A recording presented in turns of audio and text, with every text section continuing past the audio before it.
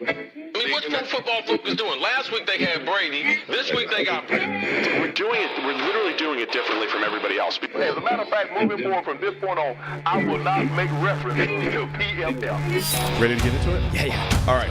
We're going team by team. I would be very careful about slinging stones. Am I going to get sued? We got legal on this? I like football season, and all the things that go with it.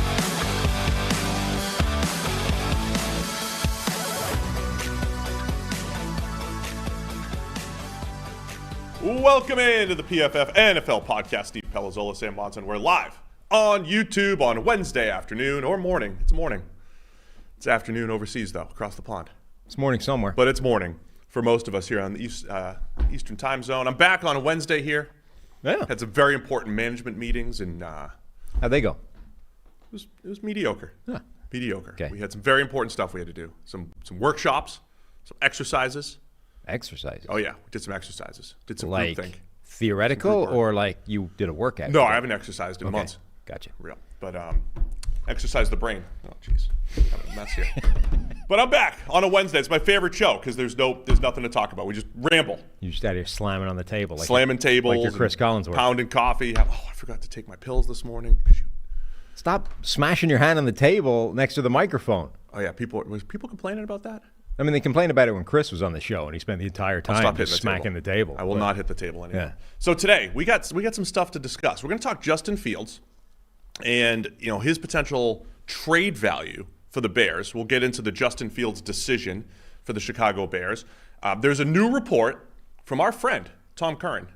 I don't know if it's an official report. He just kind of like casually dropped it on. Seems to do that these days. Yeah. Like just drop out what is seismic, game-changing information randomly in the course of an interview. He dropped it casually on local New England TV show that I've been on before over there, early edition, and essentially drops that the decision to move on. By from the Bill way, Belichick. the Patriots are getting rid of Bill Belichick. By the way, they're moving on. I know they won a game last week, and they just had fun on the set of College Game Day and everything, which was great, by the way. I don't know if you saw any of Belichick on College Game Day. Saw him bring out his own old Navy helmet. Yeah, it was very entertaining. I mean, he was just rattling off plays from like the 64 Army-Navy game. That was his 67 actual game. old Navy helmet, right? Like that was what he wore.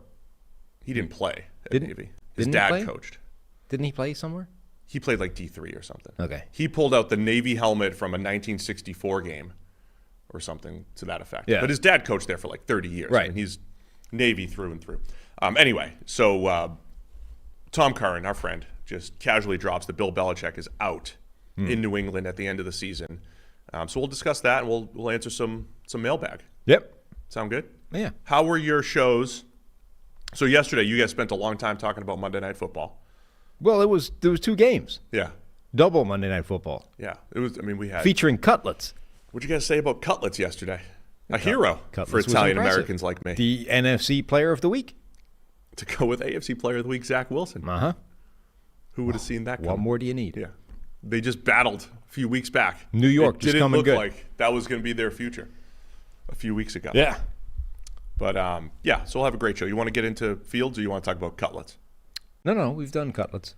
I am dying to make I want my mom's chicken cutlets right now. Well, we've got to look better than the ones ESPN had on that graphic thing. Yeah, that looked like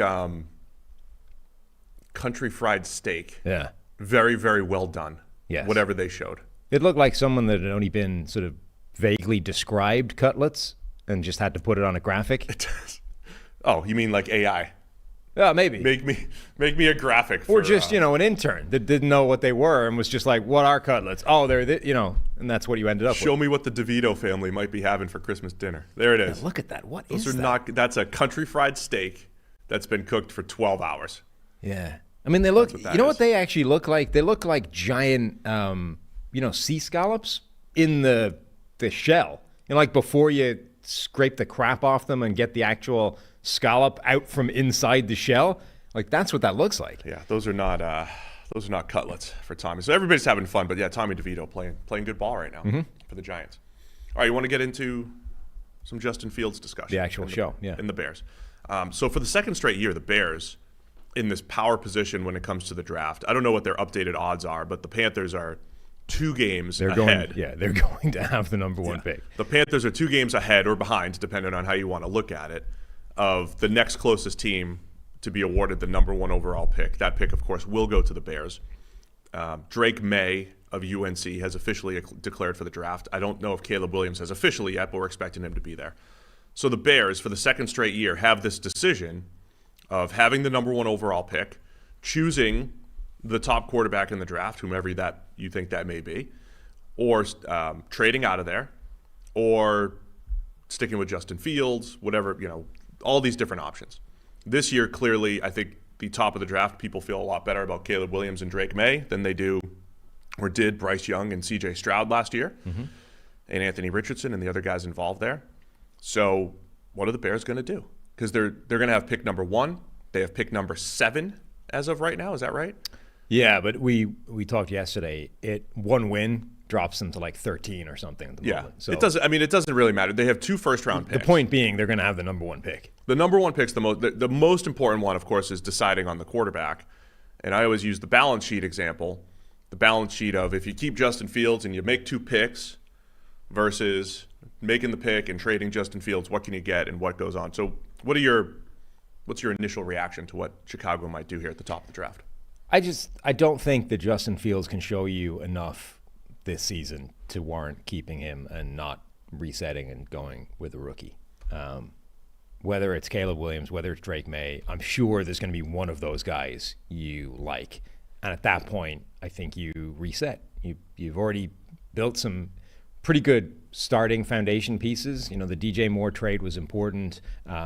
Bringing in a new offensive tackle, Darnell Wright, doing some moves on the defense, bringing in some cornerstone pieces there. Like, I think this thing is moving in the right direction already, and I just don't think we've seen enough from Justin Fields to say that he is definitely the guy to the point that you would trade away what I assume would be the number 1 pick as opposed to use it on a non-quarterback position.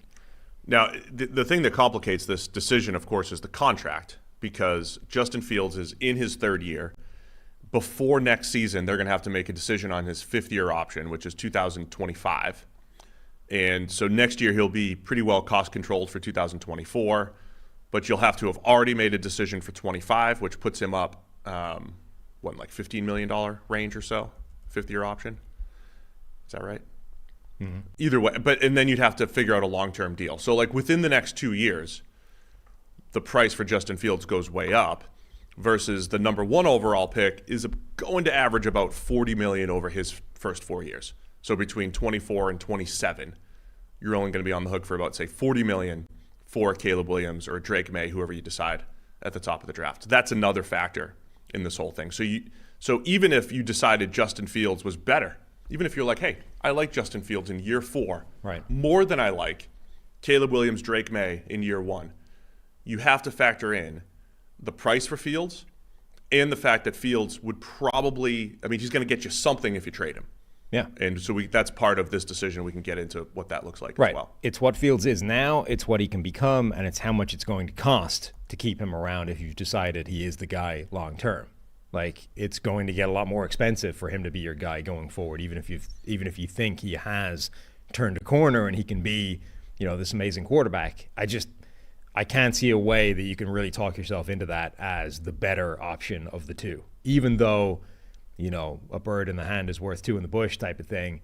Even though you might be better with the devil in Justin Fields, it's going to get more expensive. We've already seen a lot of bad from him, and you can reset the clock.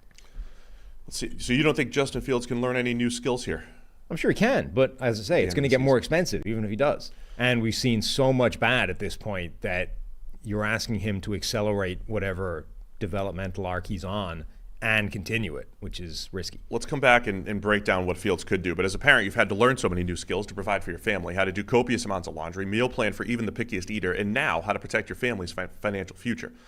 Fabric by Gerber Life provides an easy one-stop shop for your family's financial needs, offering high-quality term life insurance policies plus other financial solutions in one easy online hub. Fabric was designed by parents for parents to help you get a high-quality, surprisingly affordable term life insurance policy in less than 10 minutes.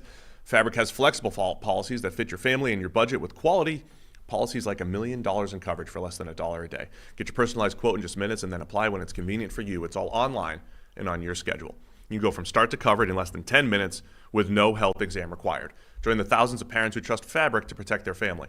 Apply today in just minutes at meetfabric.com/PFFNFL. That's meetfabric.com/PFFNFL, MEET fabric.com/PFFNFL. Policy is issued by Western Southern Life Insurance Company, not available in certain states. Prices subject to underwriting and health questions. So we have people like Dan Orlovsky, still a believer in Justin Fields. By the way, we're going to have this discussion a lot between now and the draft, or whenever the Bears decide to trade out or keep the pick or whatever it might be. So we're just kicking it off right now. But even if Fields can be a starter, a good starter, I always say the goal is to find a top 8, top 5 type of quarterback, not just a starting caliber QB. I mean, I think Fields has shown he can be a starting caliber QB. The question is, does he have enough growth to be a top 8 guy? He's shown those flashes, right? He's an elite runner, right? Staggeringly good in the run game with his speed and acceleration and burst. And we've seen flashes of him in the pass game put up big-time numbers, in part when DJ Moore's on the field, getting the tight ends involved. Can he ever put it all together? And, if you're the Bears, is that a scary proposition? You're going to let him go somewhere else and maybe do that? Because they've kind of, as we mentioned on the show the other day, like in the beginning of the season, they weren't tapping into all of Fields' ability. But when they do that, the offense is a lot better. Yeah, it is. We're still just too much in the realm, I think, of flashes as opposed to consistency at this point. And yeah, you can talk yourself into this theoretical upside and theoretical ceiling of Justin Fields and say when it's all coming together and when we've got everything better around him and yada yada. But now you're gonna have to start paying for that, right? So that was one thing when he was on a rookie contract and all of it was cheap, relatively speaking, and you had some time to work with. Now it's like, okay, we're most of the way through this deal. We have another shot at a next quarterback that could be our guy instead. He's better than the last time we had this question to talk through, and the Fields contract is coming up that we're going to have to reassess. Not just do we want him around, but do we want to pay him several times more than he's getting paid right now?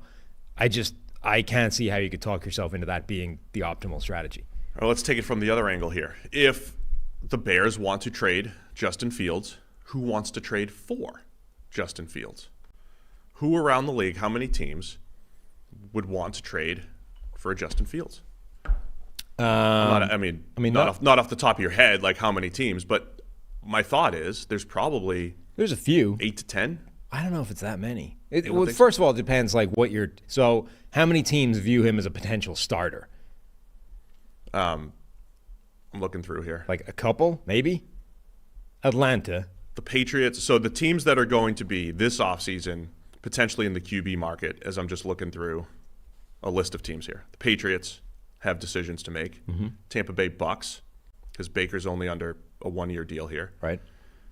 I think the Commanders are set. Broncos probably won't move on from Russ this early, right? And if they do, I can't see them turning to Fields. The Raiders? Maybe.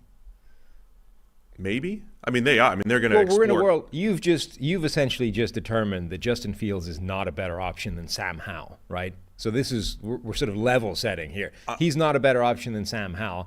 I don't know that he's a better option in terms of long-term potential or even short-term success than Aiden O'Connell yet. I don't know if now maybe the next few games will determine that, and it will be obvious. But sorry, I'm more just trying to predict what the Commanders are going to do. I know they've won 4 games this year. Howell's been a roller coaster ride, but internally, I think they may have seen enough from Howell that, not that they're going to, like if they have a quarterback to draft at 5, like if Jaden Daniels is available, and I think Jaden Daniels is going to end up in the top 10 at the end of the day from LSU. I mean, that's not going to keep the Commanders. Sam Howell might not keep the Commanders from drafting another QB, but I don't think the jump from Howell to Fields, or perceived jump, is big enough that they're playing in that market. Whereas with the Raiders, draft capital matters, right? 4th rounder, Aiden O'Connell, had some good games, had some bad games. I don't think the Raiders are just going to be like, yeah, Aiden O'Connell's our guy going forward here. No, not right now, but like maybe we'll see something from him. My point being, at this stage, again, factoring in, what he's going to have to get as a contract. And I'm not saying you're going to make him the highest paid quarterback in the NFL or anything, but it's like the Daniel Jones situation, right? You've reached a point now where the options are cut bait and move on, or he gets some kind of like $40 million a year type of deal, because that's just where we are in the quarterback world. And the Giants gave Daniel Jones this $40 million deal rather than franchise tag him, and they now regret it because Daniel Jones is not good. And he can't make cutlets. Can't make cutlets. Justin Fields is in the same kind of situation where you're going to have to sign him to some kind of big deal.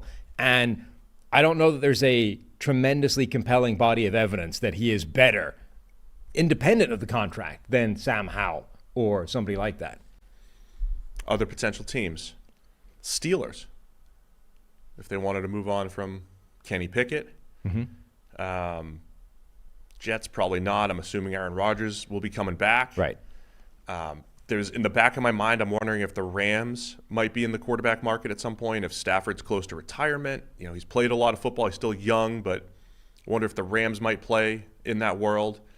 It's probably too early for the Saints to try to get out of a Derek Carr commitment. The Falcons, absolutely, I think are a team that people have already pegged because of how much Arthur Smith has liked to run the ball historically and what Justin Fields adds to the mix there. And then the Minnesota Vikings are the other team that comes to mind. That's 5, maybe 6 teams where he could be a theoretical starter. Yeah, I think those are the teams, man. Those are the teams. Falcons, by the way, just seem like the most intriguing one. Yes. Because of the players, that the skill sets that they have. And again, put Bijan in the backfield with Justin Fields, and even I would want to run the ball. So that's the market, potentially. And then what would those teams give up? Are we looking at like a 3rd-round pick here for Fields? It's not a lot. No. But that's part of the equation for the Bears. If you could steal a 3rd-round pick for Fields, knowing you're not going to have him as your starter, then that's great. It's Caleb Williams plus a 3rd-rounder, and then you have that other 1st-round pick. When you could also just keep him around as the backup and let him walk once his contract. That's another potential option. Now you'd be paying him a significant amount of money to stay around as a backup, because presumably you would want to. I guess it depends. Well, you could deny. So you could turn. So what you could do is, turn down the 5th-year option. Right. You have him on the cheap for year 4. Then he walks in free agency, and maybe you end up getting some kind of comp pick for that. Right. When he walks, you get your 3rd-round pick, 2 years later. But that's not a bad play either, because he'd be an excellent backup, or competition. Then it's also a hedge, just in case Caleb Williams or Drake May is terrible for some reason. Right. That's not a bad idea either. Yeah. Keep him as a backup. But that was effectively the Zach Wilson plan, right? We keep him around as a backup, as insurance. Unfortunately, he was pressed back into action after 4 snaps. Yeah, I mean, it's also like the human element that you like to talk about. The former 1st-round picks just hanging out there. Yeah.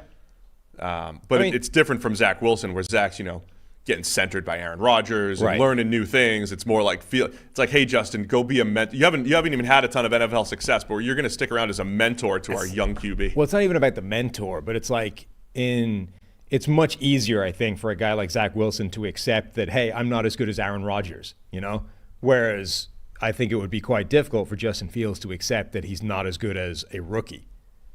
Yeah. Even if it was true. Now, there's also the chance that it isn't true, and actually they just want to make that bet to go forward. It is a different dynamic, right? It would be very hard for Zach Wilson to reject reality and be like, no, I'm still the best option for this team. Therefore, I'm going to take umbrage with the fact that they've moved for Aaron Rodgers, and I'm going to be a dick about it, right? It would have been hard for him to do that, even internally, where players are unhinged because they have to think that way to be successful. Whereas with Fields, it's like, no, I'm better than a rookie. I mean, look what happened to Bryce Young last year. I'm the guy still. So it would be a different dynamic in terms of getting him to accept it, and therefore having this harmonious, productive quarterback room. The one other, I think the case for keeping him too would be maybe teams are less desperate here in the offseason. Because like I said, every offseason what happens is you have a guy like a Sam Howell who is like good enough that maybe a team won't move off of him, won't draft someone new, won't go to free agency. They're going to give him another year. Mm-hmm. But that patience might run out by the middle, week 6 of next season. Yeah. Right? So, plus injuries. We've seen how many quarterback injuries there are this year. Is Fields actually better being on your team, projecting him as the backup, and then you might trade him in training camp, or you might trade him in week 4 or week 5. That's why the list of teams is a little bit weird because, theoretically the Vikings need a quarterback heading into next year. Kirk Cousins' contract is up. Josh Dobbs has already been benched. Nick Mullins is not the future. Jaron Hall probably isn't that guy either just because of where he was drafted. So, theoretically the Vikings absolutely need a starter. Therefore, would be in the Justin Fields market. But much like last year with the Raiders, that's unlikely to be plan A, right? We love Justin Fields. Let's go get that guy. He's our starter. No, they might turn to him if they crap out with 4 other options first. But he's probably not going to be the guy they want as a starter.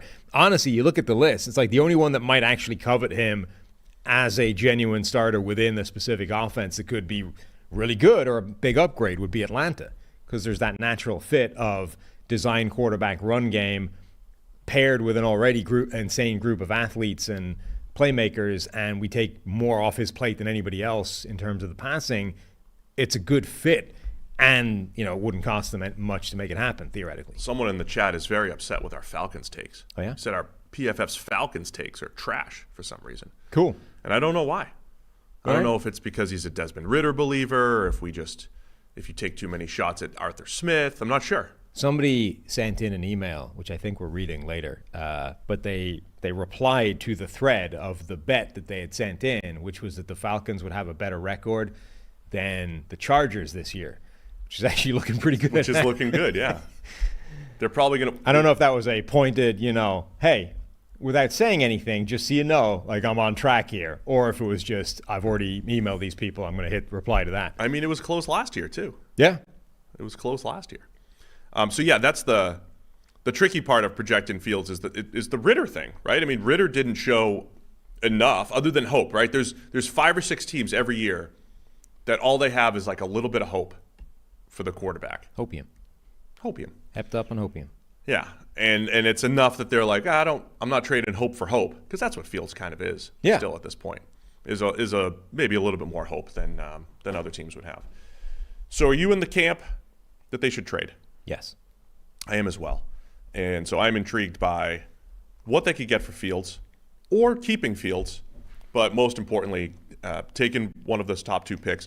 I would also say as of a month or 2 ago, I went on Mike Renner's podcast on his quarterback ranking show. And I said, Caleb Williams is QB1 for me. I don't anticipate that changing. And then he just fell apart the following week against Notre Dame. You jinxed him. I am open to change. I am open to change.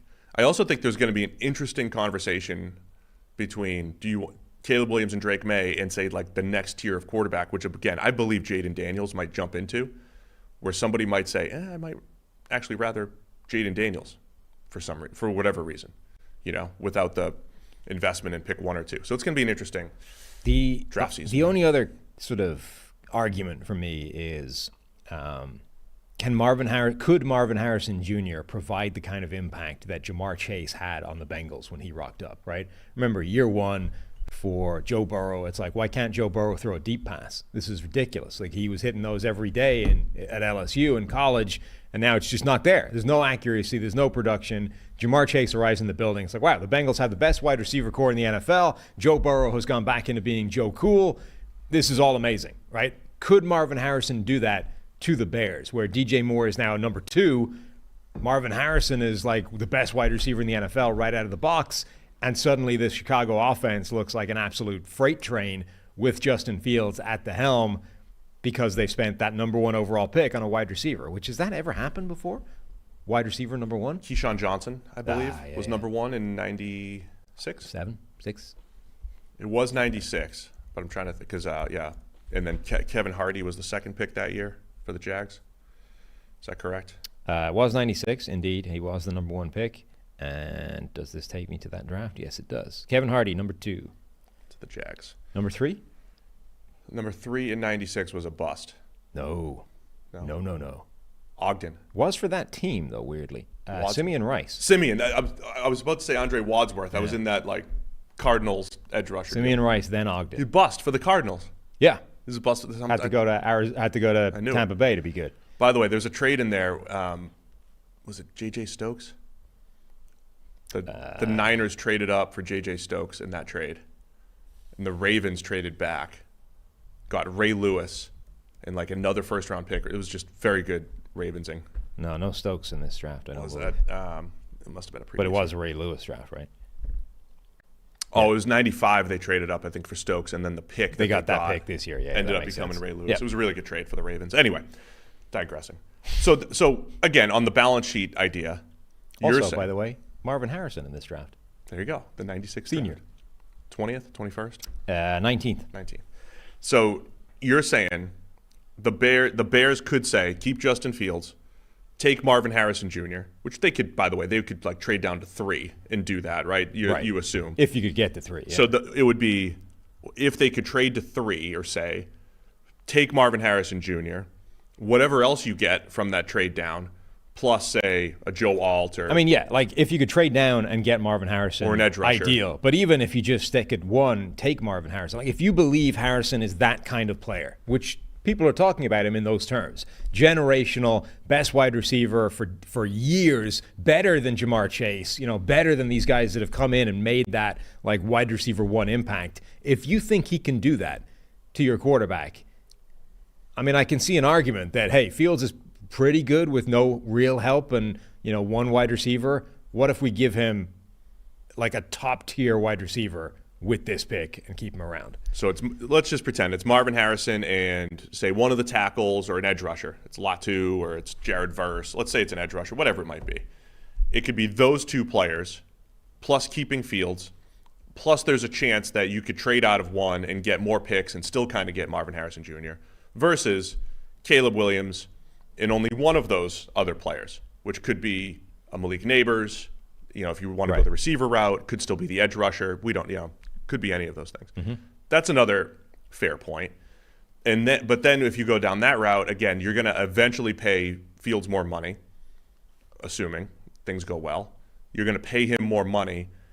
That's in favor of the Williams May idea is, with the money that you're saving by having the first rookie contract quarterback, that's like another free agent. You're probably grabbing one more starter somewhere on the other side of the balance sheet. So it's like Marvin Harrison, but you might be giving up, if you draft Marvin Harrison, you might be giving up another starter in the other situation, a starting guard, a starting linebacker, safety, whatever it might be. Yeah. It's an interesting thought. I mean, look, I think we agree. The way I always describe it is there's a handful of QBs who are absolute difference makers. And even then, as we're seeing like with Patrick Mahomes, like there are situations where your production can take a dip, right? But they're absolute difference makers. Then there's a slew of quarterbacks when you give them the unbelievable playmakers and the whole deal, they could produce. And we know how impactful Jamar Chase, Tyreek Hill, A.J. Brown have been. There is this world where you say Fields is QB 15 to 20, that's good enough where if you add a Marvin Harrison with a DJ Moore, right? Having 2 1s basically, then we have a nice effective offense. I think if you could guarantee that Marvin Harrison was, Jamar Chase or whoever, maybe it would be worth it. I just don't think we're good enough at projecting that to be certain. Like even if we're going to conclude that he is this generational prospect as opposed to player, the best since whenever, I just don't think you can be certain enough that he's that guy in order to make that move happen. Like if you knew that was true, if you had the benefit of, foresight and you could say 2 years time, this guy's absolutely going to be Justin Jefferson, right? If that's what you knew you were working with, I think it would be worth doing.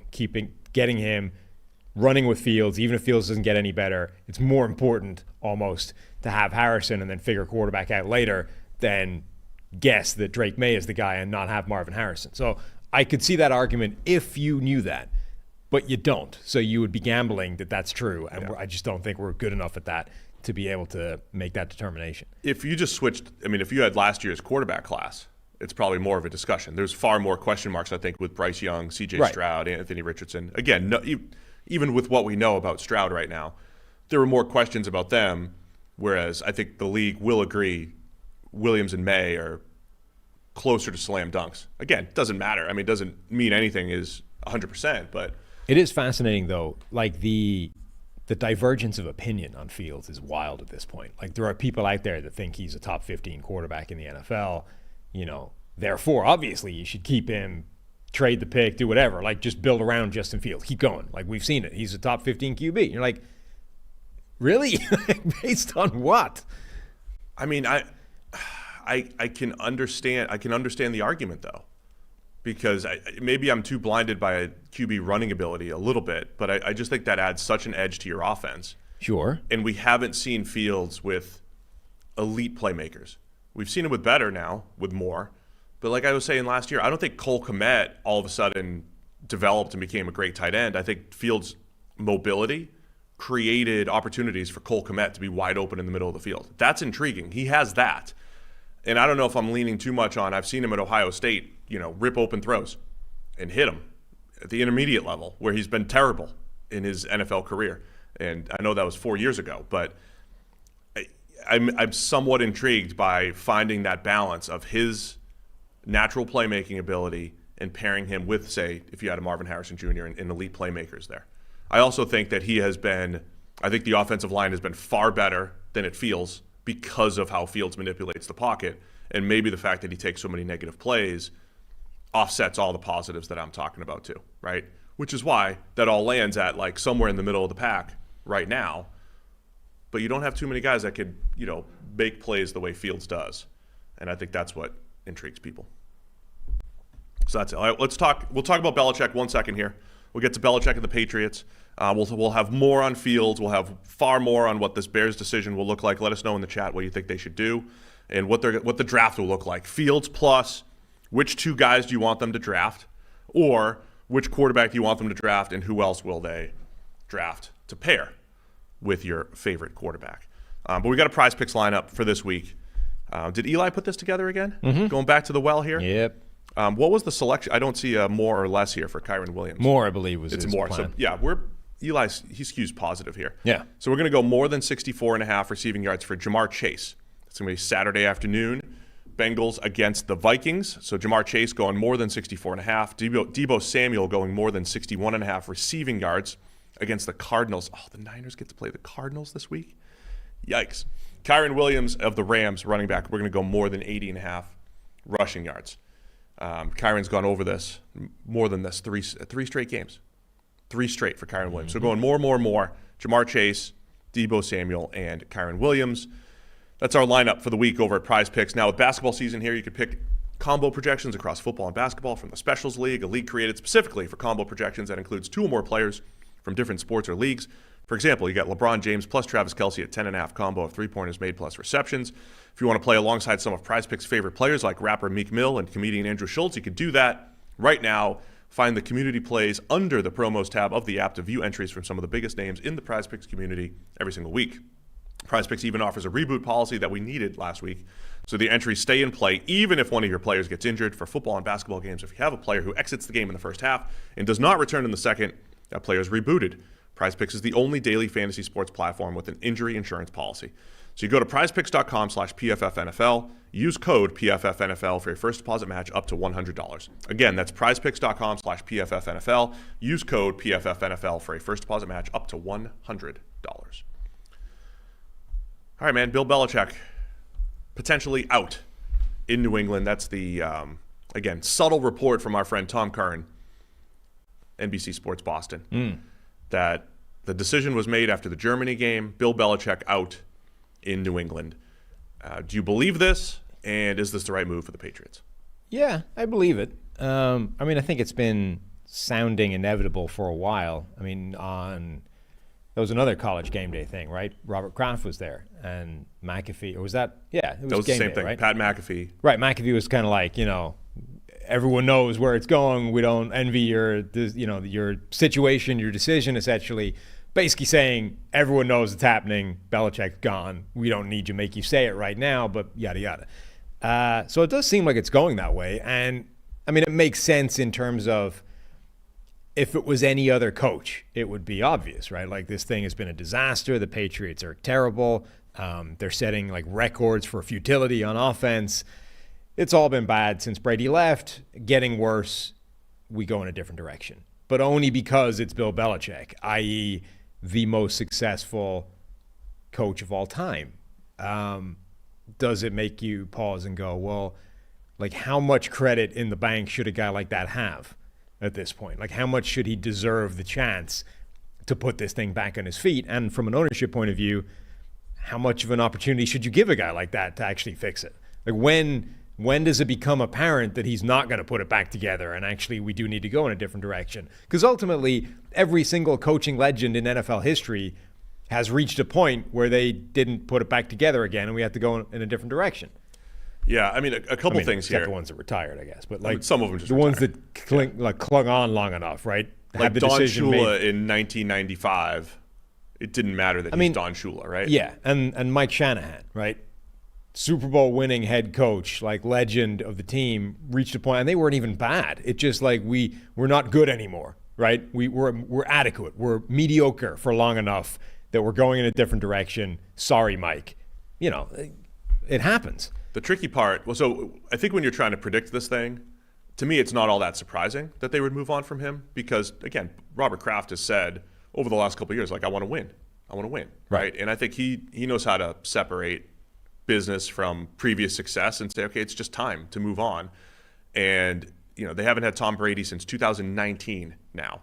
So they had basically one playoff appearance was 2021. And so that was 2 years removed from Brady. It was like, all right, we just drafted a rookie quarterback in the first round, trending in the right direction.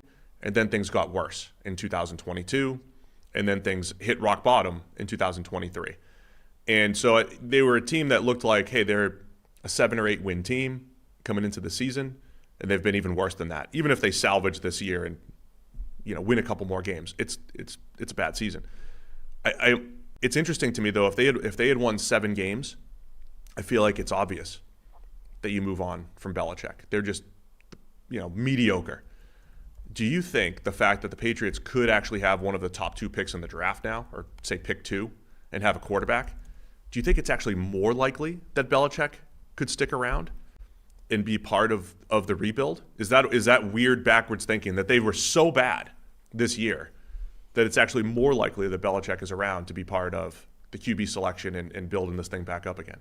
No, I think it probably doesn't make much difference either way. But I think, if anything, the fact that they, like, when you struggle, you have this problem of the clean answer to going in a different direction. The clean answer is picking 1 or 2 and having a shot at the next obvious franchise quarterback, even if, you know, that guy doesn't end up being a franchise quarterback. Just the fact that it's an idiot-proof decision at that stage it makes it easy to just go in a different direction because you're like, I don't need, you know, the veteran experience of a guy that's been here 15 years to transition in this direction. Anybody knows the pathway we're on now, which is we draft the next QB and he's the guy.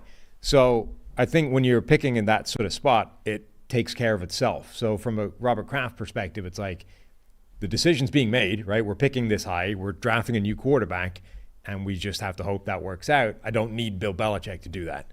And I no longer have the confidence that he's able to, you know, assemble everything else around this guy to make it optimal for his success either. Yeah, it's interesting because I see points about, like, Bill Belichick can still coach, right? Bill Belichick's still a good coach. I see those takes, and I'm like, yeah, I could see it. I mean, that again, the defense has had a lot of injuries this year, like others have, but, you know, it looks like they may have hit on a star in Christian Gonzalez at cornerback. They haven't seen him since week 3 or 4, and they're still competitive defensively. I think he's still a good defensive coach. The problem is he's the GM. He's tied to being the general manager as well. Right. He's shopping for the groceries. He's putting this whole thing together. But the argument against that would be like, all right, so maybe let's say they missed on Mac Jones, the quarterback. The same argument I used about, does Bill Belichick deserve credit for finding and developing Tom Brady? Like, yeah, he does. That's his job, is to find and develop good players, and he happened to find the best of all time, and he deserves credit for that. And then when you get into, like, this credit pie, like, obviously Belichick's not going to be as successful without Tom Brady, but he was involved in the decision to help Tom Brady have an opportunity to play. But just because he made maybe the most important decision in NFL history in 2001 doesn't mean the next time he chooses a quarterback, he's going to hit it out of the park again. So let's say he picks Mac Jones and he missed. And you could argue about that either way because Mac Jones had a good season. He was the 5th quarterback drafted that year. They picked at 15. So did he really have the choice of the quarterbacks? Not really. Right. But let's say they missed on Mac Jones. So just because Belichick and the Patriots missed on the last quarterback, same reasoning, right? Doesn't mean they're going to miss on the next one. There's a chance now they might get served up Caleb Williams or Drake May, which theoretically you got something to work with there, and it's harder to miss.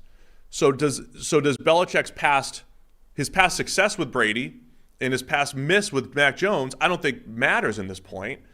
There could be an argument that like, hey, we're going to give you the quarterback. We're going to give you Drake May. And you're still a good defensive coach, and these are the ingredients that are going to lead to success. So again, I feel like the Patriots were so bad this year. It's also that makes it almost more likely that Belichick could be part of the rebuild because he could be handed a quarterback at this point. It all comes down to the Tom Brady dynamic, right? Like the problem I think Belichick is facing right now is you sort of look back at his legacy and it's like, well, theoretically he's the right guy. Right? He's the greatest coach of all time. Why would you not want him stewarding the next, iteration of this whole team? But the problem is Kraft and everybody else is now staring at this and saying, Brady won immediately post Belichick. Belichick hasn't won outside of Brady at all in either direction. How much of this was him anyway? Like, the whole narrative, right? We start literally immediately he left. You're like, this is what's going to happen. The narrative. Brady's going to win. Belichick isn't. And now we're going to reassess everything. None of the credit goes to Belichick. And even now, it's like the Patriot way.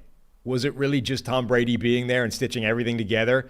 And that doesn't happen anymore. So that's not what. So now everybody's looking at Belichick and going, well, is he actually the greatest? Is he the guy? Is he the greatest coach of all time? Does any of it matter without Brady in the building? Like, you know what I mean? It's taking away all the credit that he's built up in the bank.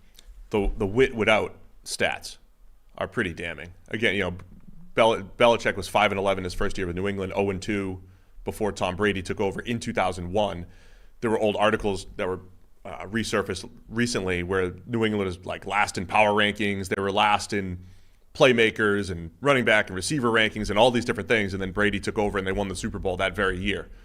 And even though they did end up having a good defense, but they weren't. It wasn't like they were trending in the right direction. So the without Brady stuff, absolutely, is probably the final nail. Right? It is. You've had 20, 21, 22, and 23 to build a roster. That's enough time to build a roster. To build a roster post Tom Brady, and it hasn't even remained, status quo. It's gotten far worse. There's also this whole dynamic. Remember, there was that giant book tomb of like an expose, the Belichick, Kraft, Brady relationship had soured, it had gone bad. They're already, I think, in a situation where there is some kind of tension between Belichick and Kraft that wasn't there when they were winning the Super Bowl every other year. You know what I mean? So if things were great between them, I'm sure Kraft would potentially be predisposed to look favorably on Belichick's resume and say, no, he's the guy, right? I know things have been bad recently, but I have full faith in Bill turning this around eventually. But because there isn't, there's some sort of tension lingering there, there's some kind of stuff in the background that's already soured this. Now he's looking at it and going, this is just Brady the whole time. I don't have Brady anymore, so I need a new coach. Yeah.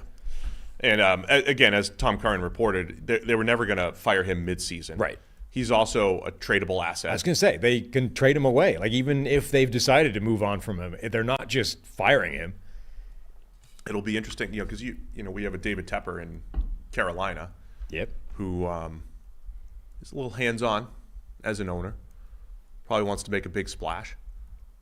I mean, he's probably going to be interested. I mean, there's Washington, new ownership, perhaps the end of Ron Rivera there. There are teams that are, going to be interested, I think, in bringing Bill Belichick in. So it's going to be, again, we'll talk more about it when it comes up. But it was an unofficial report, basically, that Belichick's already out in New England could be his last month here in New England, hired back in 2000. After he told the Jets he was not going to take the job on a napkin. Was that on a napkin that he wrote it? Not going to be the coach or whatever he wrote? Yeah. Or a Post-it note or something. I right? forgot about that. Yeah. It's pretty funny.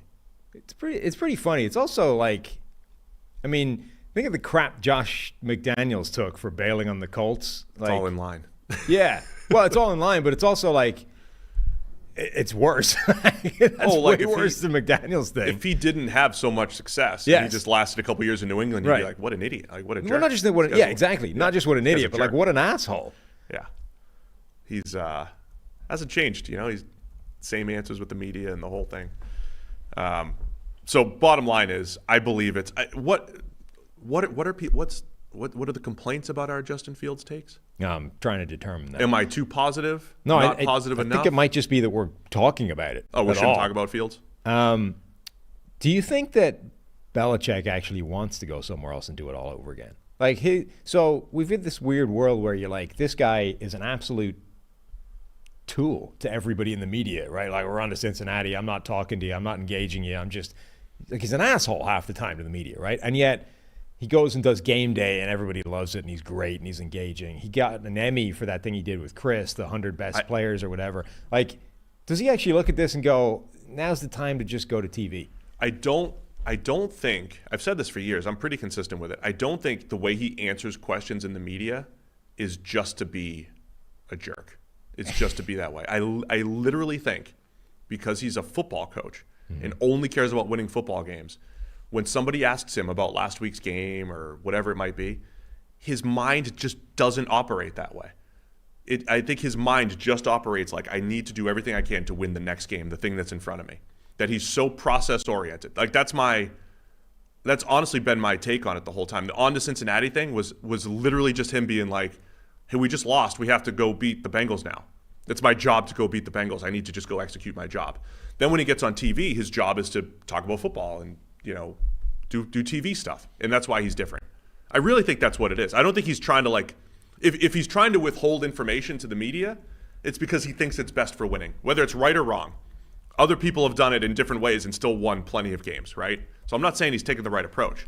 But I don't think he's being like, I really gotta needle the media here. I think he's just so focused on the next thing and what he can control, which is what you, as a coach, you teach to your players and you teach your employees or whatever it might be, right? So that's what I think. Yeah, I mean, I don't think he's trying to be a dick. I think he just is a dick to the media when he doesn't want to talk about that stuff. Possibly, but when you put him into situations like the media knows, like, hey, ask him about long snappers on Fridays, and then he goes off on history of long snappers back to the 40s, right?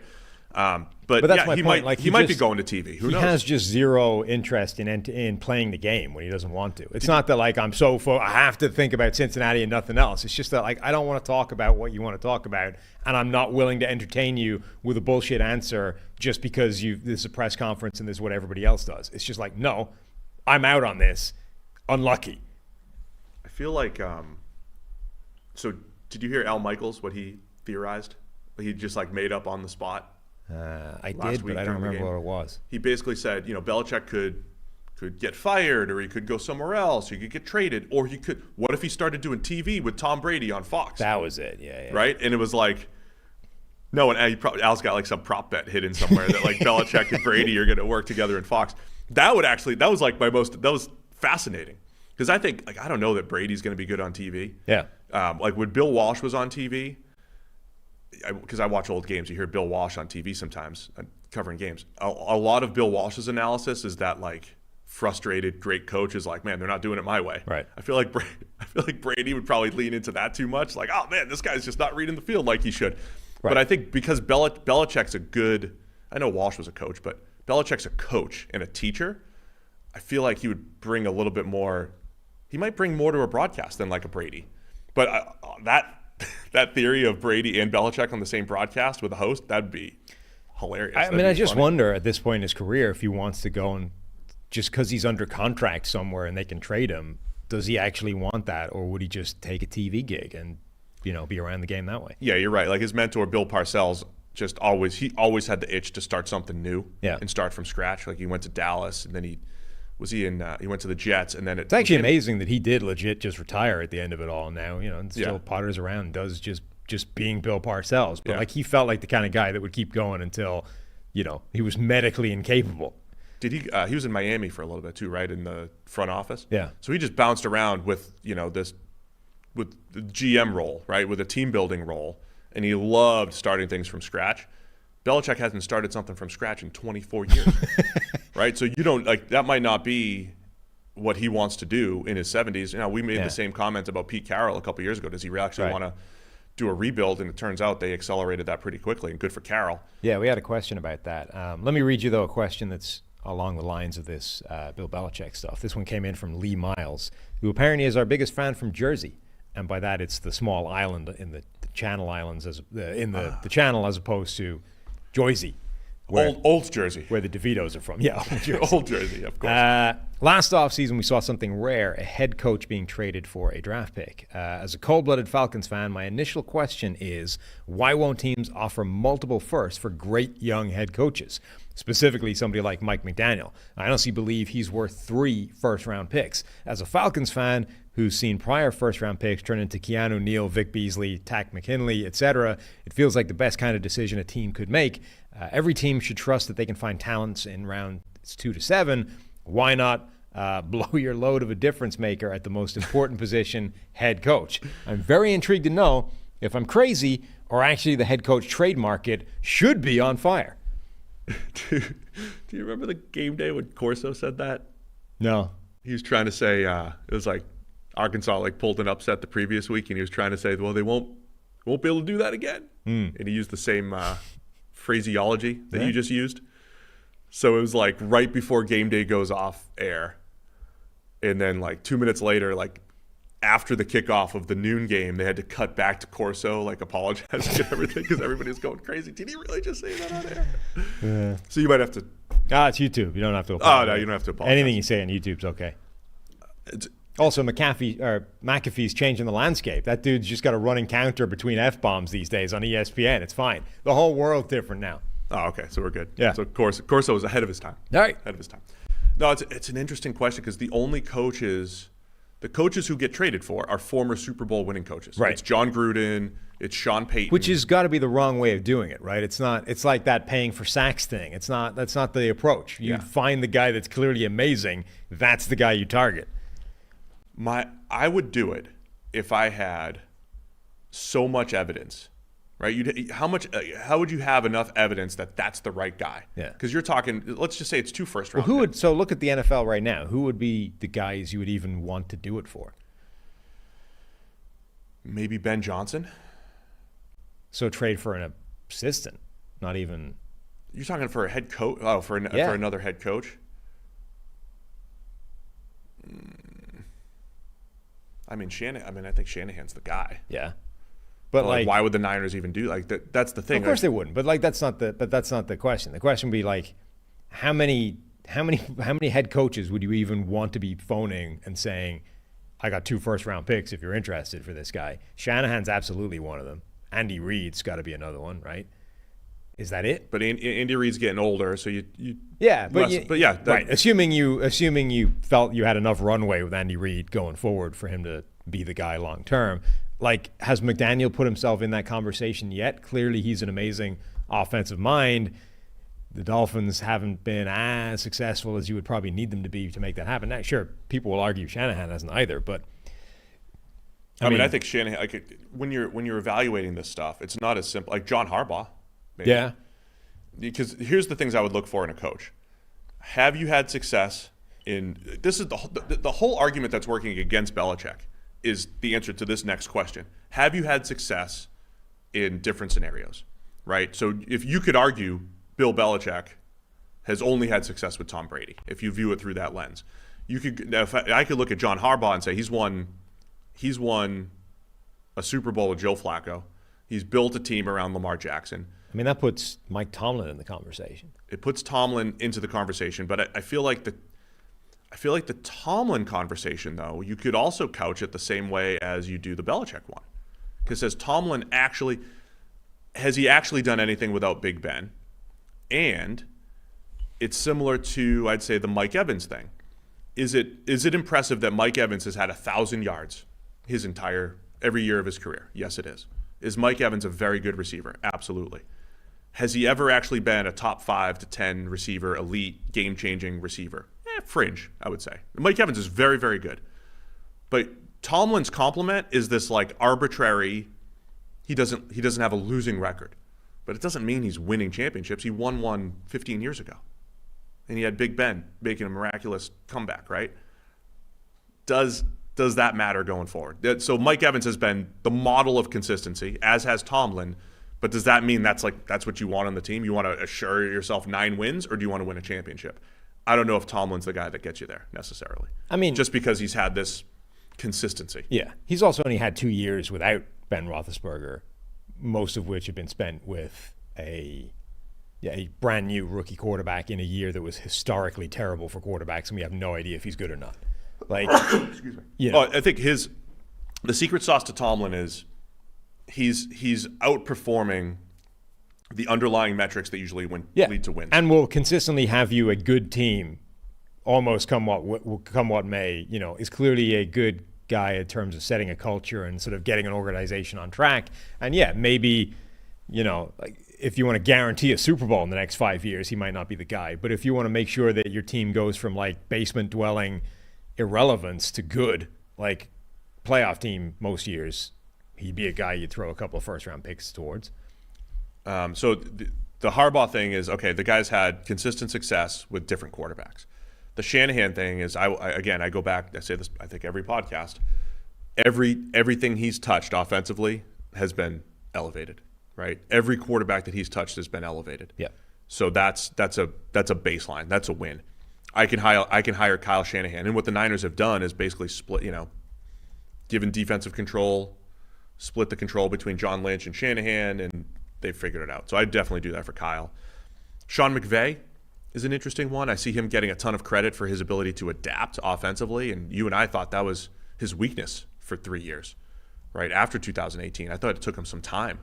He has adapted, but has McVay put himself in that conversation? He doesn't have the same elevate the QB resume as a Shanahan, despite being, his buddy and coming from that tree. Right.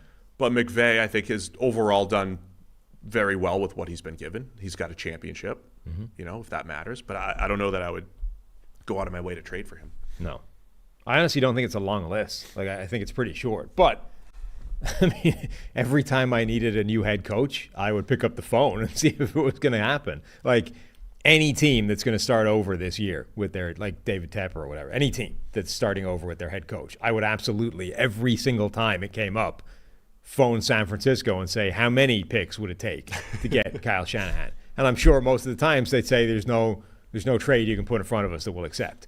But I would make the phone call. And I want to, the one last thing I want to clarify about Shanahan, because he'll have his detractors who say, he loses the big ones, he doesn't make comebacks or whatever it might be. The winning a championship, if that's the only goal, and you can't just judge future success by past championships because there's only one winner every single year. And there is something to it. Again, I'm talking down like Tomlin just winning at least 9 games every year. That's not really a massive accomplishment. But Shanahan has been in the NFC Championship every single year that he's had his hand-picked quarterback. And in a year where he didn't have his hand-picked quarterback, Garoppolo, and he took the last pick in the draft, Brock Purdy, and went to the NFC Championship. So that's like the Andy Reid baseline, right? Andy Reid brought the Eagles to 4 straight NFC championships. That's a very high baseline where it's like, okay, you could get lucky one year and win a championship, or you could eventually get Patrick Mahomes and get over the hump as a coach like Andy Reid did. So that baseline is so high for Shanahan. I don't care that like there's a failure here, there's a missed throw there. He's going to get me to the NFC championship. He's got this track record there. Shanahan's going to win a championship at some point, right? You'd feel good about that the baseline's so high. That's why I would put him on that list. Yeah, I think the reason that it isn't such a hot trade market is I think there's just such a small list of guys that you think are independent of the quarterback really good. It's worth doing, right? So you're looking at this and you're saying, it's Shanahan. If you could be convinced Andy Reid had 15 more years left in him, maybe it's Andy Reid as well. We don't even know if Mike McDaniel's in that conversation yet because they haven't been successful enough to make it happen. You've got Tomlin and Harbaugh, maybe, although each one of them, there's at least some sort of question. That's it. And most of those, the phone call would immediately be hung up on. Like they just say, no, we're not interested. So I just don't think it's as big a market as you might think it would be. It's the same number of elite quarterbacks. I think elite coaches that are absolute difference makers. And the three guys that we've mentioned, Harbaugh, Andy Reid, and Shanahan, have all had success with multiple quarterbacks. And some level of high Final Four type of success with multiple quarterbacks. And the outcome for the phone call to explore trading for each of them would be the same as trying to trade for Patrick Mahomes right now. Like if you phoned up, like theoretically, every team in the NFL, each offseason, effectively should be phoning up Kansas City and saying, hey, what would it take to get Patrick Mahomes from you? And each one of them would just be immediately laughed out of the, you know what I mean? There's no point. Like you don't make that phone call because you're immediately going to be told there's nothing you can put in front of us that we're going to take to make this deal happen. So I think that's the same for the coaching thing. Yeah, theoretically, every single team should be trying to get Kyle Shanahan every year. But if they did, the 49ers would just say, no, sorry, he's not for sale. All right. You have other mailbag questions here? Yeah, more mail. What else we got here? Do you want to do the news first, the other injuries, other actual injuries? What happened? So Connor Williams torn his ACL, done for the year for Miami. That offensive line now is creaking, having been a weakness on paper all the way through the year. The Browns are just dropping offensive tackles left, right, and center. Jedrick Wills and DeJuan Jones are now done for the year. After, of course, losing Jack Conklin at the start of the year, which is the only reason DeJuan Jones is in the lineup in the first place. So they're now down 3 starting tackles effectively for the rest of the season, with Joe Flacco as their quarterback. Yeah, it's not great for the Browns. Both, obviously, Nick Chubb and early. Justin Herbert is the other one done for the year with his broken finger. That was kind of expected coming out of the show, the game the other day. So let's start. Connor Williams, the center for the Dolphins. He has been very, very good. And you're right. I mean, it was coming into the year. It was like, hey, you feel pretty good about Connor Williams, Teron Armstead, maybe right guard. A couple question marks elsewhere. You've got some development on that line, but Williams has been just outstanding here. This will put to the test what we've said is the offensive line as a group gets elevated by the Shanahan and McDaniel systems. Mm-hmm. It doesn't mean that everybody's interchangeable, right? It's also been weird that Connor Williams and Tua have had so many snap problems this year, and then there was problems with Eichenberg the other day as well. The snaps for such a good offense, man. And it didn't look. I mean, that one looked on Tua. It looked like it was Tua. It looked like it hit his hand. A lot of them might just be Tua. Yeah. I mean, it is amazing for such a good offense that they're like that they can't complete a snap as often as they do. Maybe it's because he's lefty. Brunell had some snap issues at various points in his career. So I'm putting 2 and 2 together. It's because he's left-handed. So yeah, I think that's a blow for Miami, where it's the time of year you got to stay healthy. Same thing with the Browns, losing both tackles. Not great. Flacco at this point in his career probably needs better pass protection than most. I mean, I think it's a real concern for Miami first and foremost. You look at that offensive line against Tennessee. It was Kendall Lamb at left tackle, Lester Cotton at left guard, Eichenberg for most of the game at center, Robert Jones at right guard, and then Austin Jackson at right tackle. None of those guys are guys that you would want starting, I think. Right? Yeah. Like that's 0 for 5 in terms of guys you would actually want to have as your starting offensive lineman, I think. We just had it up on the screen, and this is why come draft time, you don't sit there and just fill your needs, right? When the Browns drafted DeJuan Jones, it was like, all right, there might be a long-term play here. We can move him to left tackle at some point if Jedrick Wills never really develops or we want to let him walk. He's a great backup to Jack Conklin because he's had so many injuries. You just drafted a really good swing tackle, and it turns out DeJuan Jones was thrust into the lineup even earlier, is really, really good in pass pro, has some work to do in the run game. Now you don't have all 3 of them. Right. 3 starting tackles down for the Browns. Yeah, it's not great. And as you mentioned with the Dolphins, I mean, it's tough. I think for the Dolphins, it's tough in must-pass situations because even the other night you see Austin Jackson just getting whooped on a key play when the Dolphins are trying to make that comeback. That's where it's harder to protect the line when you get into those close games late, not when you're up 20 and you're using all your trickeration and misdirection. It's easier to hide those players. When you get to playoff time and everything's tight and it's drop-back pass game, that's when those guys are under more pressure. Now, they should get a couple of players back, theoretically, to that offensive line. Like, obviously, Teron Armstead. But Teron Armstead at this point, you basically have to budget in missing 25% of the time, right? And that could show up at any point. But that theoretically, that offensive line should be a bit better than it is right now. But in its current state, it is a problematic thing that might be capping how good that offense can be, even with Tyreek Hill in the lineup. And then, the Browns. I mean, look, I don't know that there's any team in the NFL that could overcome losing 3 starting caliber offensive tackles, even if their quarterback wasn't Joe Flacco. With that being the dynamic now, I mean, that's really asking a lot of this Browns team to still be good and good enough to beat teams in the AFC playoffs. Yeah, they'll be relying on that defense a lot down the stretch here. And then Justin Herbert, going to be out for the season. Broken finger on the other hand now. Yeah, the broken index finger on your throwing hand. That's on a problem. On the throwing hand. Look, we were assuming Brandon Staley's done at the end of the year. This just furthers that point. I mean, Herbert's out. Not a great season for the Chargers. They underachieved for the 15th straight year. And that's it. Not much to add. Putting Easton Stick into the lineup. Hockey equipment will be starting. To give him his full name, Easton Yellow Synergy Senior Hockey Stick, the 60th. You saw that on Amazon. Yeah. That's great. I didn't know his full name before now, but that's what it is. You should add that to Pro Football Reference as his nickname. What's his nickname? Just all that stuff in the middle. So all his middle names. Yellow Synergy Senior Hockey. Yeah. It's obviously a disappointing season for Herbert. We've been trying to break down the Kellen Moore experiment this year, and did it work? Did it not work? Where did it land? I don't. You know how at the end of the Cowboys run for Kellen Moore, if you looked at his rankings in everything, in like how he operated play action and motion, he was like 15th. Yeah. In absolutely everything. Not even in how well he coached, in just how he coached. Great. Yeah. I feel like that's my feeling on Herbert. I don't know that it was. I think it was probably better than what they previously had, but it didn't elevate Herbert to these incredible heights either. I also think the confounding variables, as I've said a few times now, are the playmakers, man. If your whole offense revolves around Keenan Allen getting open in the 5 to 12 yard range, that's their entire offense, because that's who they have as dependable pass catchers. So I think Herbert was better. I think he did throw the ball down the field a little bit more effectively. He upped his turnover-worthy plays as we requested. Be a little bit more aggressive.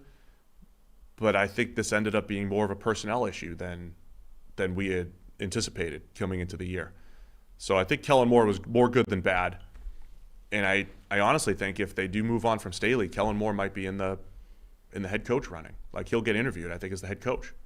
I'm sure he'll get interviewed. Just to try to keep. I'm not saying he deserves it or he gets it. And predicting head coaches, like, who the heck knows, man? Do you think this year's enhanced his candidacy versus this time a year ago? I think it's neutral.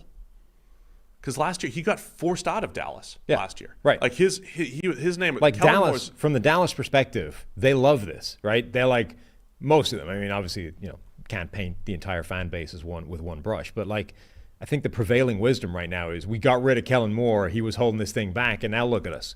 MVP Dak, everything's good. No, you're right. I mean, the addition by subtraction aspect of it probably makes Moore look like there was a weird thing in the offseason where like both sets of fans were happy. Like for the same move, right? The Chargers were like, great, we got Kellen Moore. And Dallas were like, great, we got rid of Kellen Moore. Yeah, I mean, again, but it's like judging Mike. There was such a bitter taste in people's mouth watching Mike McCarthy in his last couple of years in Green Bay, because it felt like, Aaron Rodgers isn't producing at the same level. Maybe McCarthy. It wasn't McCarthy. Brian Schottenheimer is also the offensive coordinator in name, right? And he took a ton of flack through the years for being a Schottenheimer and conservative and this and that. Schottenheimer was there in 2020, the last time Russ actually cooked, and this year in Dak's MVP caliber season, right? So when you start to put all these pieces together, when people don't like a play caller or an offensive coordinator, it's not always right.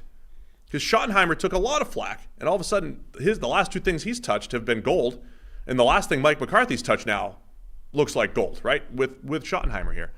And then, it makes Moore look bad because he went somewhere else, but I still think he did better with the Chargers than they had previously. Well, it's going to be a fun offseason breaking all this down. We have anything else? This one. Here you go. Do you like the question for GM Sam, not GM Steve? Oh, boy. Consultant General Manager Sam. Would you target triple option quarterbacks in the draft and attempt to turn them into wide receivers as the ultimate rugby-style pitch play gadget weapon? I know I can trust that guy to read it out and make decisions. Zach Laurier, is that his name? First-round pick? Question mark. You're the question's directed to you. It is. The question is, so we're going to have somebody on actually in a while to talk about rugby-style pitch play. We are? Trickery. Yeah. I told you. I don't think I would. I absolutely am still pushing for this idea of lateral should be a bigger part of NFL offenses. They should be built into the system more. They should be practiced more. We should be normalizing the kind of stuff that Travis Kelce tries to do, not so much off-the-cuff madness, because that way Jacoby Myers lies, but more actually designing sort of simple either-or decisions for receivers in plays, right? You can draw up plays so that there is a designated trail runner to specific receiving patterns, and then simply empower your receiver to make the choice, right? Is it open? Is it not? Yes or no. If it isn't, eat the ball the way you normally would. If it is, make the pitch. It's not that hard. I absolutely would be in favor of doing that. I don't think I would go like full, lean into like the most extreme offense you can think of, find those players, build the whole thing around them, because I don't think you have the practice time to make it happen. I think if you want to proof of concept for something like that, you have to do it at the high school level, at the college level, where you can demonstrate that with a certain amount of practice time, this can work, right? And then like the whole thing needs to move in your direction, right? Like the league, the NFL needs to start stealing those ideas and go, hey, well, this seems to be tearing it up at this level. Let's incorporate some of this into our thing. And then you get the sort of proof that, hey, it works at the NFL level and everybody embraces it, moves in that direction, right? Like we've seen that happen with option stuff, with QB rushing, right? That 10 years ago, you'd be like, you can't expose your quarterback to those hits. What are you doing? This is madness. And now you've got Josh Allen like launching himself on linebackers every play, right? Yeah. So I think that kind of thing needs to happen slowly, and as an institution, the NFL needs to come to where you are. I don't think you can do it as like a one-man row coach, because you're going to last a year and you get fired. Can't you just start with end-of-half plays and just kind of redesigning those? I know the famous last play that Zeke ever played for Dallas. He's the center and got popped. But like the idea of having all skill position players out there. Yeah, whatever. I actually think that's the worst place to do it. Because I think you're not going to draw the defense on those. Well, you might. The problem is, for that to work, you need like a rugby team, right? You actually need a rugby move where the entire line is working together and they can execute like an entire backline move to move the ball consistently, like 7 passes deep, right? And that's hard to do, because you literally need to teach an NFL team how to play rugby. That's not going to work. What I think the easiest thing to do is to simply say, this is a play we draw up that works as a football play. But instead of this guy, once he's not the read, doing nothing, right?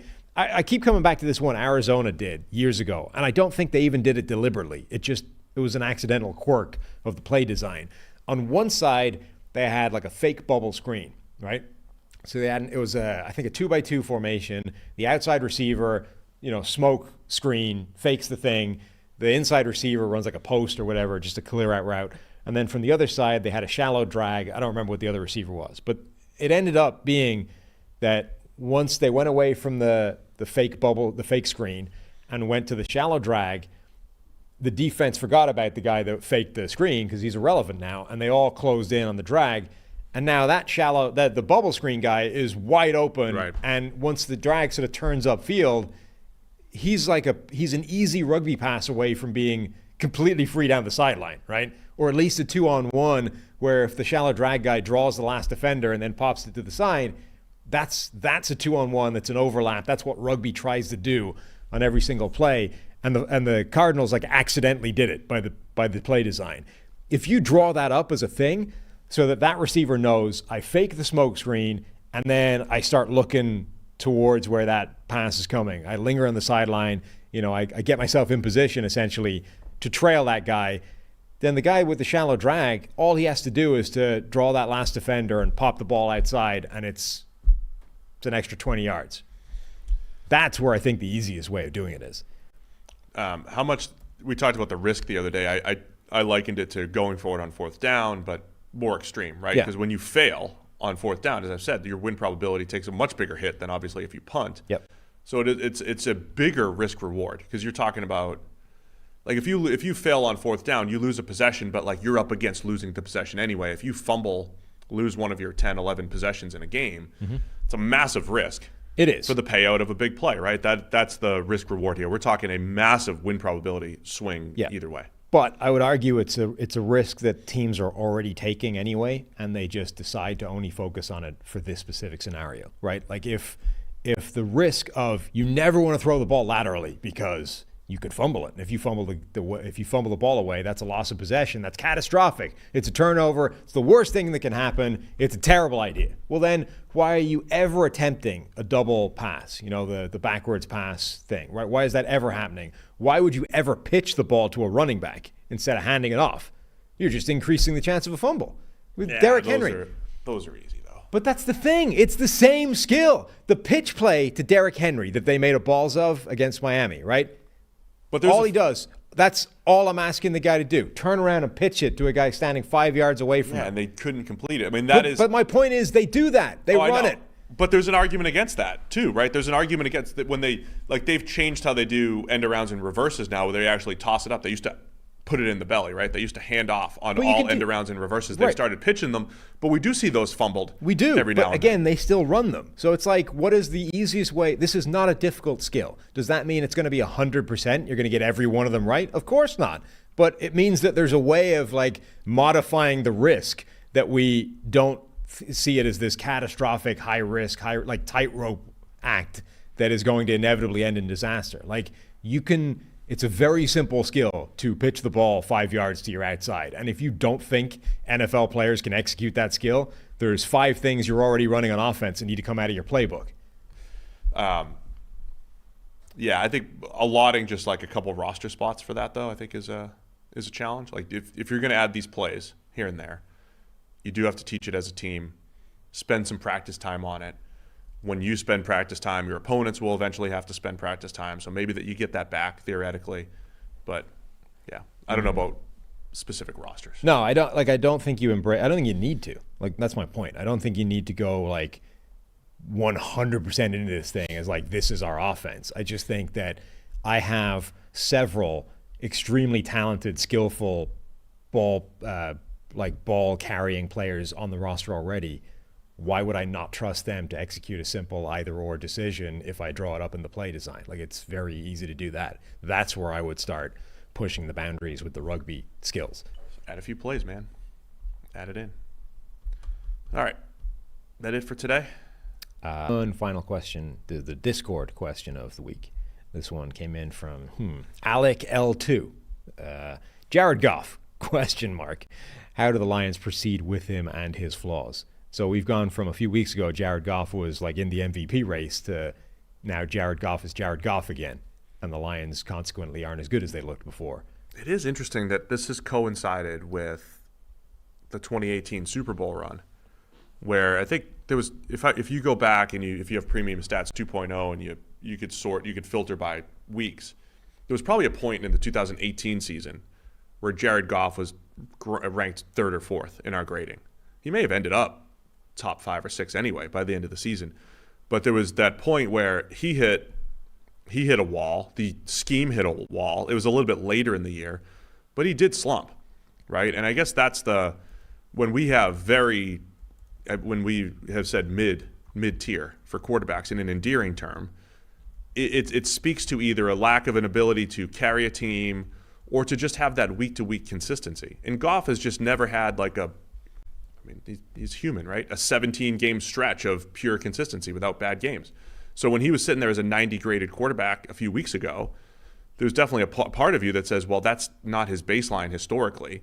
So he either completely changed and got better, which is possible, or he's going to regress a little bit. So I think he's hit this point of regression, and he's down at 80 overall right now, which is still very good, right? If you just gave me the season in isolation, it's his best season as a Lion. And he's ranked 8th right now. Yeah, he's still very good. So I think part of it is just he's gonna come out of it. 8th as a passer, drops to 13 if he just overall. He keeps turning the ball over. He keeps putting the ball in harm's way. I think it's just a slump, and you you have the schematic pieces and the playmakers to get him out of this. But for whatever reason, he's not seeing the field very well. So that's like it's not a GM thing for me. More than 50%. That's like your coaches have to get him seeing the field and not putting the ball in harm's way the way he has been. Go ahead. More than 50% of his turnover-worthy plays have come in the last 4 games. Yeah, That's it insane. feels like that, doesn't it? Yeah. And so this is why, if you look at last year's grades and stats, Goff was best in the last 8 games of the year. His turnover-worthy plays went way down. Early in the year, he was getting away with some stuff. So, like, you can't predict when quarterbacks are going to go through their stretches. Streaky. Right? They are streaky. Like, Josh Allen, I think, is so streaky, right? When he is hot, he is as good as it gets. When he's bad, it's ugly. So, yeah, it's tough to predict those things. That's why it's really tough as an analyst to look at, say, like Jordan Love and say that his good stretch just happened and it's the most recent thing we saw, and it's an easy narrative that the guy that needs more starts has gotten better. Therefore, he's there, right? But he just regressed again the other. Like, what happened? What changed? He had a tough place to throw, and guys don't always just get better. Predicting when they have these stretches is difficult. Well, they are heading into next year will be the final year, right, of his contract, which at the time he signed it, obviously was like massive, one of the best paid quarterbacks in the league, if not the best at the time. And then very quickly, like the Lions took it on almost as like a salary dump as part of getting the trade for Matthew Stafford, and then decided that actually at this point enough time has passed, the cap's gone up enough that it's a palatable enough contract to just keep him around on. But now if it's expiring next year, if next year's the final year of that deal, like do you want to keep him going forward as your guy? And if so, what does that contract need to look like? Maybe for a couple of years at a similar price, but the reason why we've been talking QBs for the Lions the last couple of years is we usually look at that through a lens of be early rather than late. Right. And so just get somebody in the building. They got a Hendon Hooker in the building to maybe develop. So I would keep taking shots at that position in the draft and then see about will he stay on a similar deal. Because, again, the discount that the Lions got was not having to pay his signing bonus in the trade. And I think they may have stumbled upon, because I don't know if they believed Goff would be this good, they may have stumbled upon the new way of getting the middle-class quarterback deal. This is why we'll talk about this offseason with Kyler Murray. This is why Kyler Murray is more valuable to other teams than he is the Cardinals, and teams should be calling about Kyler, especially if the Cardinals end up with a top 2 pick. Yeah, but the real sort of cheat code about the way the Lions did it is they got the trade collateral. Like, he was part of a deal that was shipping off somebody else, whereas the Kyler Murray thing, contractually it's the same, right? Arizona has already paid his signing bonus. Like, the majority of the big money being paid to this quarterback has already been taken care of by somebody else, or at least a huge chunk of it. So he's a bargain relative to his contract, right? That's the same as the Jared Goff thing. But unlike Jared Goff, nobody's going to pay you to take him away. Like, you're going to have to give up picks to get Kyler Murray, as opposed to, hey, while you're trading for our guy, can you throw Kyler Murray into the deal?